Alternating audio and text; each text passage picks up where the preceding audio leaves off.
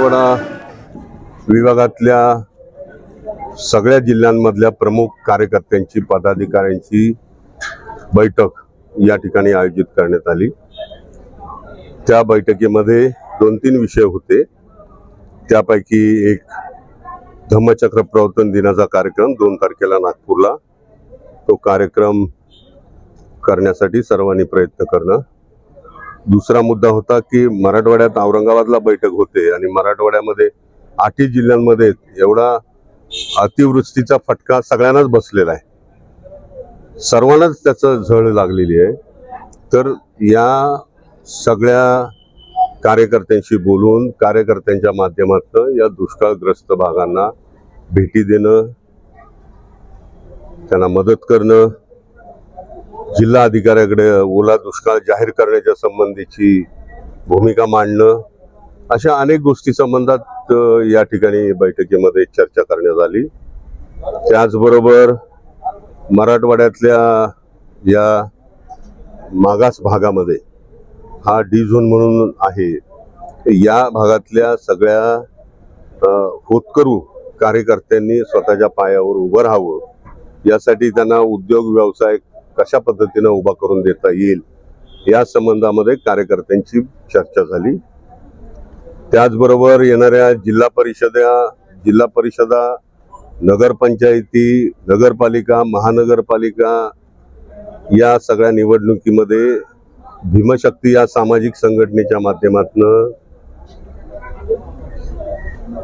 कार्यकर्त्यांनी उभं राहावं निवडणुकीसाठी, या पद्धतीची चर्चा या ठिकाणी झाली। कशा पद्धतीने निवडणूक लढवायच्या या संबंधात चर्चा झाली। अशा विविध अंगानं आजच्या बैठकीमध्ये अत्यंत चांगल्या पद्धतीने चर्चा झाली। 8 जिल्ह्यातले प्रमुख नेते, कार्यकर्ते, जिल्हा अध्यक्ष हे आज या बैठकीला होते। ओंकार दादा, मिलिंद दाभाडे, संतोष भिंगारे, त्याचबरोबर आणखी माझे सगळे सहकारी या बैठकीला होते। सगळ्या जिल्ह्यातले प्रमुख पदाधिकारी या ठिकाणी होते। ओंकार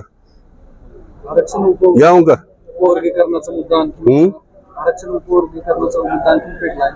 लक्ष्मण ढोबळे यांनी लांडगे म्हणून संबोधलं। उपवर्गीकरणाचा मुद्दा हा जरी सरकारनं या बाबतीमध्ये निर्णय केला किंवा सुप्रीम कोर्टानं जरी या बाबतीमध्ये काही चर्चा घडवून आणली, तरी सुद्धा अनेक लोक वेगवेगळ्या कोर्टात गेलेले आहेत। कोर्टाचं सगळं म्हणणं आल्याशिवाय त्याच्यावर बोलणं उचित ठरणार नाही असं मला वाटतं। आज माननीय नेते चंद्रकांतजी हंडोरे साहेब यांच्या आदेशानं, मार्गदर्शनाखाली आज छत्रपती संभाजीनगर या ठिकाणी संपूर्ण मराठवाड्याची आढावा बैठकीचे आयोजन करण्यात आलं होतं।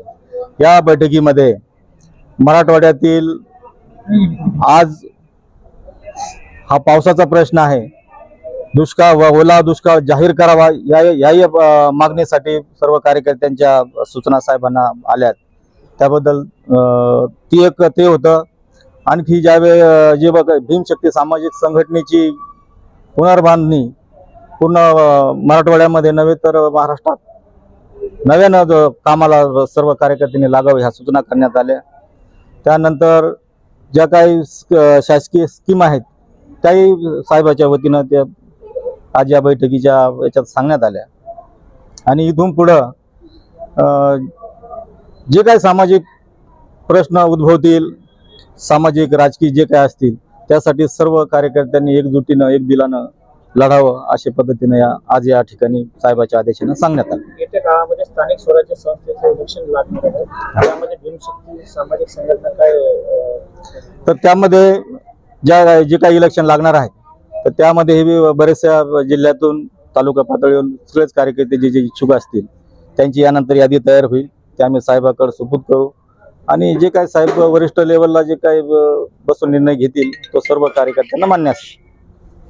समाजातील लोकांना काय आवाहन करणार आजच्या बैठकीच्या निमित्ताने? समाजातील आता लोकांनी आपण जर बघितलं वातावरण, हे सगळं राज्यात देशामध्ये एक वेगळ्या प्रकारचं वातावरण आहे। आपण बाहेरच्या देशात ज्यावेळेस आपण बघतो, जो काय उद्रेक आज रोजी चालू आहे तो कशाच्या माध्यमातून आहे हे तुम्हाला सांगायची गरज नाही। तसाच एक प्रकार काही प्रमाणात आपल्या महाराष्ट्रामध्ये, आपल्या जिल्ह्यामध्ये तो घडताना दिसत आहे. आज आपण सर्वभौम एक राष्ट्र आपला आहे किंवा राज्य आहे असं आपण सर्व जगाला सांगत असतो, परंतु आज रोजी परिस्थिती प्रत्येक गावामध्ये सगळी विस्कळलेली आहे. प्रत्येक जाती धर्मात जो एक तणावाचं वातावरण एक तयार झालेलं आहे. या अगोदर सर्व जाती धर्माचे लोक एका विचाराने एका दिलाने वागत होते, पण आज ती परिस्थिती तशी राहिली नाही. त्याच्यामुळं ती एक भावना सगळी आपण समजून घेऊन हे जातीपातीच्या पलीकडे जाऊन एक माणूस म्हणून आपण असं जगलं पाहिजे आणि आपण राहिलं पाहिजे, अशी एक सूचना माझी असेल. धम्मचक्र परिवर्तन दिनानिमित्त तुम्ही येणाऱ्या काळात धम्मचक्र परिवर्तन दिवस आहे, त्यानिमित्ताने काय शुभेच्छा द्या? सर्व धम्मचक्र परिवर्तन दिनाच्या सर्व देशवासियांना सर्वप्रथम हार्दिक शुभेच्छा. तो सालाबादाप्रमाणे नेते चंद्रकांतजी हंडोरे साहेबांच्या मार्गदर्शनाखाली नागपूर या ठिकाणी कार्यक्रम होत असतो आणि याच उद्देशानं एक 4 दिवसावर तो कार्यक्रम 4-5 दिवसावर तो कार्यक्रम असल्यानं साहेबांनी त्या सूचना दिल्या की त्या कार्यक्रमाला आपण जास्तीत जास्त संख्येने आपल्या समाजानं सर्व तिथं हजर राहावं, एक अशा सूचना साहेबांनी हव्यास केल्या.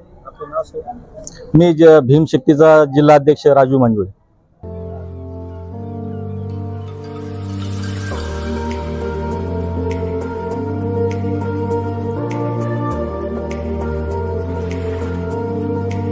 सर्व पदाधिकाऱ्यांच्या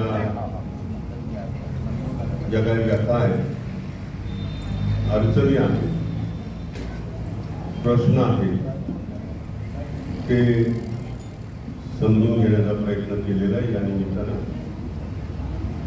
मराठवाड्यातल्या 8 जिल्ह्यांमध्ये प्रमुख कार्यकर्ते 4-4, 5-5, 8-8 कार्यकर्ते या विभागीय बैठकीला बोलवण्यात आले होते. त्याप्रमाणे आपण सर्वजण 8 जिल्ह्यातले प्रमुख नेते उपस्थित झाला. परवाच्या दिवशी पूर्व विदर्भ आणि पश्चिम विदर्भ, अमरावती डिव्हिजन आणि नागपूर डिव्हिजनच्या 11 जिल्ह्यातल्या कार्यकर्त्यांची बैठक झाली. त्याच्यामध्ये काही गोष्टींचा उहापोह झाला. ही दुसरी बैठक आहे. तिसरी बैठक लवकरच पश्चिम महाराष्ट्राची होईल. सांगली, सातारा, कोल्हापूर, सोलापूर, पुणे, नगर अशा जिल्ह्यांचा आढावा बैठक होईल.